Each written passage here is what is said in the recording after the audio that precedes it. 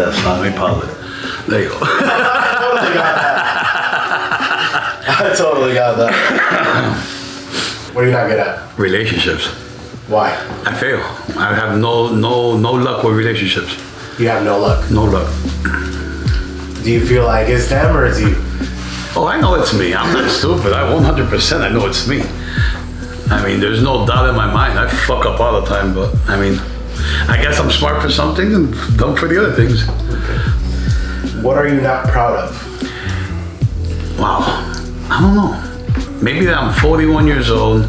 I still haven't accomplished all my goals yet. I mean, you're still young.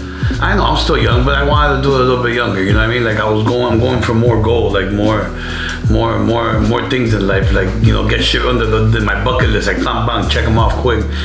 But you know, I mean, I guess you have a time and place for everything. But I'm definitely not proud of where I'm at yet. Okay. What are you scared of and why? Heights. I'm scared of heights, bro. I can't. When they tell you to look down, I'm the first. I pause. As a matter of fact, when we went to Las Vegas, bro, I'll never forget. We walked that glass bridge. I was okay. Everything was fine. I'm like, I'm gonna do this.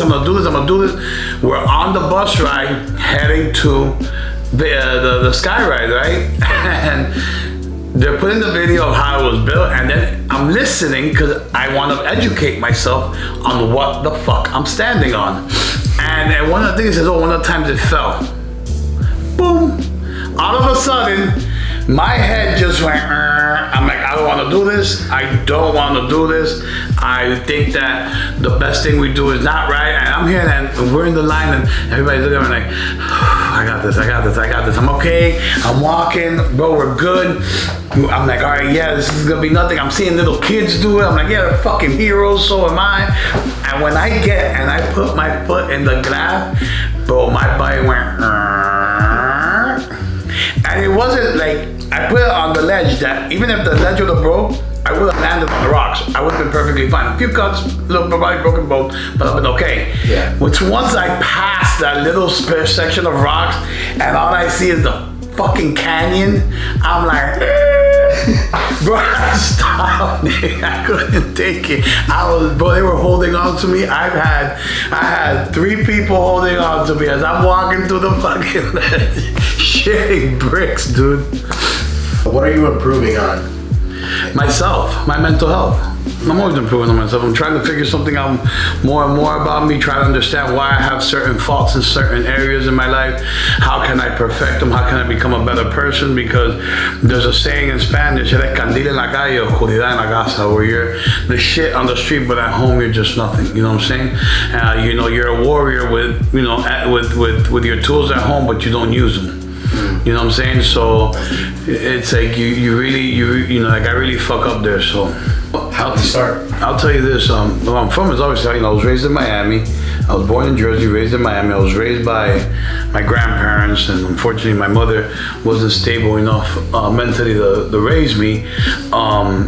Being raised by grandparents and your cousins that were delinquents, you know, kind of learned the street a little bit. So right. my main background comes from the street, you know. Back in the 90s, it's not like now. You know, we didn't have Facebook. We didn't have, you know, Facebook bullying. We go beat your ass in your house. And we're all cut from a different cloth from the generation today. And I ended up working at Publix during my high school years. In Publix, you know, I learned a lot about how to work with people and how to be in sales, and not even be in sales. I mean, I was in sales, but not sales, but work with customer service, you know what I'm saying, giving that service to the client. And I'm very thankful. I had many great mentors. One of the mentors I always had and will forever cherish, which is 2 of them actually. It's Heidi. You know, she still works at Publix. Been there for like 40 years. I mean, this day when she retires, she's gonna be a millionaire. If she's not one yet.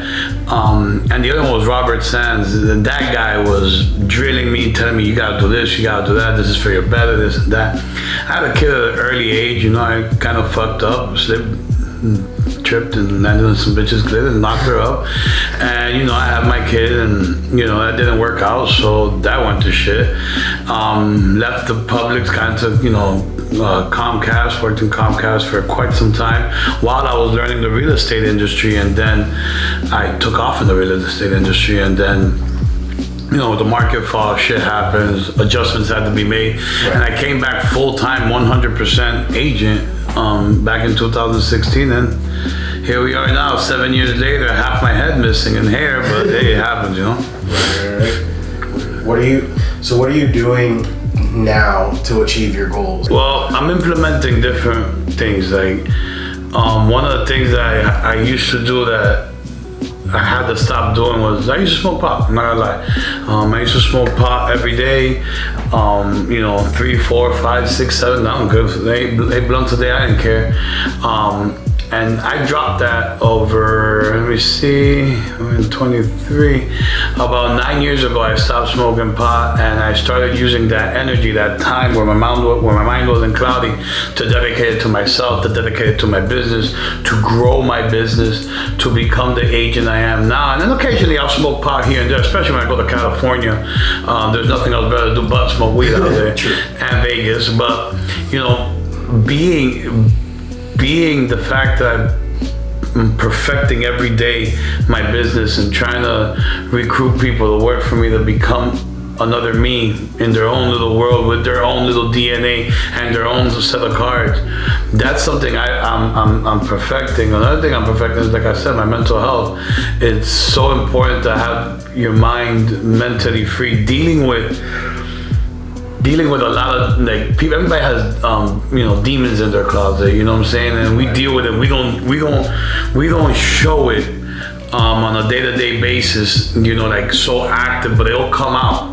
And one of the biggest things I'm working on with myself is actually explaining myself and trying to speak more about myself and actually try to express my feelings I have inside. And you've seen me before in action. I just sometimes don't give a fuck, don't think, and just say, fuck it, it is what it is. I'll deal with the repercussions.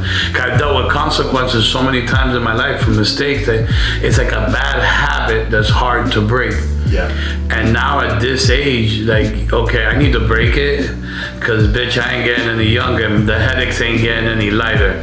You know what I'm saying? Before it was one more ibuprofen, now we're up to, a 200 one, now we're up to 800 a day. It starts to become annoying and shit like that. So that's what I'm doing. I work out when I can, because job calls, business calls, people call. And I have also my own hobbies that I like to entertain myself with. But besides that, dude, there's nothing else. I need fixing it. Just continue working on my mental health and my business and let life flow how it needs to. Okay. Listen, I got into the business back young and dumb and thinking it was all about money, and I was, all right, I'll close one deal, I was happy. And then, okay, that money lasts me, and then I'll go and I'll chase another deal.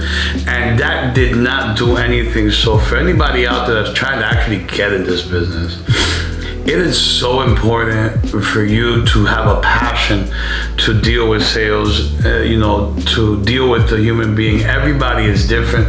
Nobody has the same personality. They can be family members. I dealt with twins before selling homes to them, and they were buying homes next to each other, and it was like this was back years ago, and these two twins, same, identical. I confused them the whole time. Couldn't tell them apart. I could tell their husbands apart, but I was dealing with them mostly. And I remember them like it was yesterday. And we went to go see a unit in a community, and they wanted to be side by side. So we speak to the community builder, and dealing with them, it was like, okay, can you guys just pick something equal? It doesn't have to be one better than the other, you deal with that. And you have to have patience, you have to have a passion, you have to have emotions for this. And all these things, if you don't have it, there's no reason for you to be in real estate. Because I was speaking to a veteran in real estate yesterday. I've been in this business for 40 years. And he even told me, he goes, 40% of the realtors are dropping out of today's market because they can't handle this heat. Blood is being shed on the street right now because the market is going the way it's going because of whatever reason. And you have to stand by this now and say, you know what? Let's dance with the devil. Let's see what you can do. Let's see what you can bring. Let's bring it. And that's what people need to start bringing. to actually, you know, be in this business, to be in real estate, to actually make some cash and do what they have to do and do it for fun. Like, I love my job. I would not, if they told me right now, go be a doctor, I'd be like, fuck no.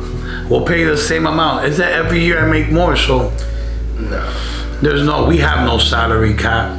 But besides the fact that we have no salaries cap, our ambition should be sky is the limit.